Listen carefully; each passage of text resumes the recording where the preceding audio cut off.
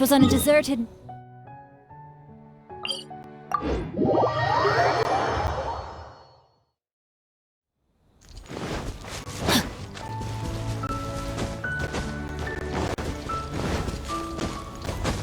Time to act.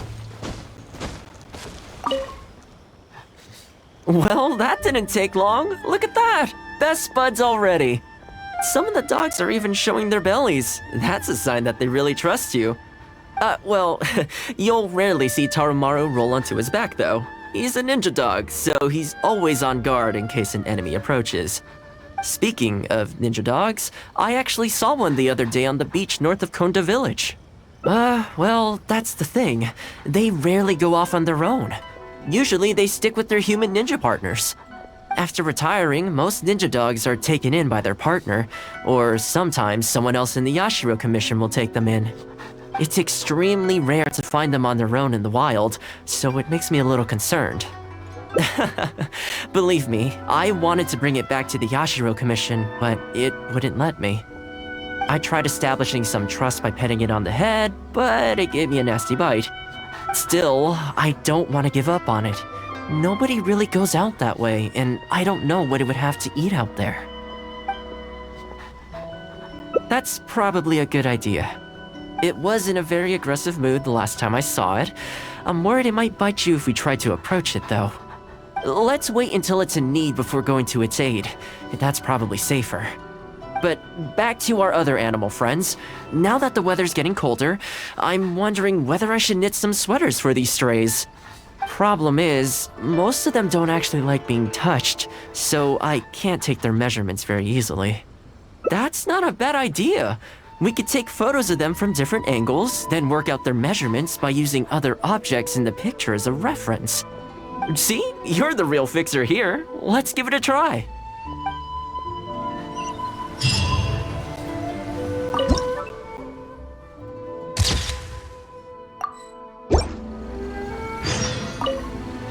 Oh, they're so cute!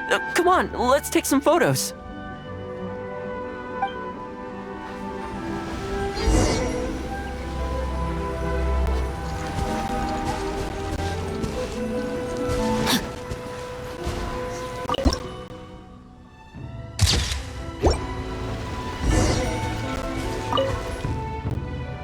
Well, I think we've got enough photos now. I can't get over how cute they are. They're just adorable, aren't they? I'll have to think carefully about what kind of sweaters to knit for each of them. The color should be complementary. Well, you know what? Let's buy some yarn from the next store we pass. You know, the first time I came here, there was just one stray dog on its own. I still remember the first time I fed it. It was a rainy day. The Kamisato Clan had just introduced a series of new policies, but a few of the more stubborn clan elders were extremely resistant to the changes. I was holding my umbrella, on my way to visit one such gentleman of senior status. The plan was to talk him into supporting the clan's decision. Sadly, he wasn't interested in having a conversation. He didn't even let me in. As soon as he saw me coming, he got his samurai to send me away. I mean, I fixed it in the end, of course. It's just that the first few visits didn't go so smoothly. So, anyway, after they turned me away, the weather went from bad to worse. The wind was so strong it rendered my umbrella completely useless. Before long, I was drenched from head to toe. I must have looked like a real mess. I decided to take shelter under a tree and found a stray dog sitting there who had the same idea as me. It saw me and moved a little further in, like it was trying to make room for me. So we sat there together. I shared my onigiri with it, stone cold by this point, but still edible, and we ended up huddling together, waiting for the rain to stop. As far as the big shots are concerned, I'm just an expendable servant boy. I always have to be mindful about what they might want, and what I can do for them in return. But when I'm with these little guys and gals, everything's so much simpler.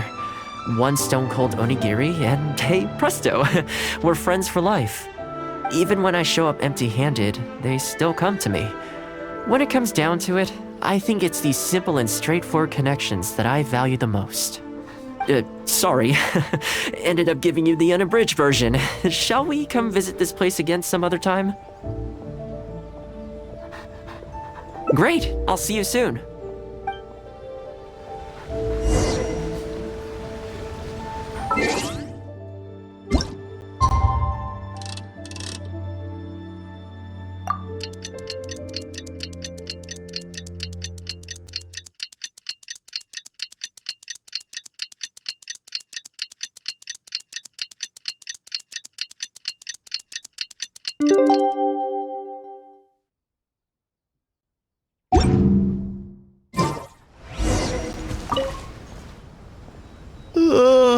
so sleepy.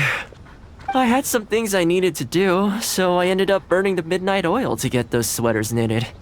I wonder if they'll actually suit them, though. Let's start by testing them out on the friendlier ones. This one's for Petal. Oh, and this one's for Darko. And this one's for Goldilocks.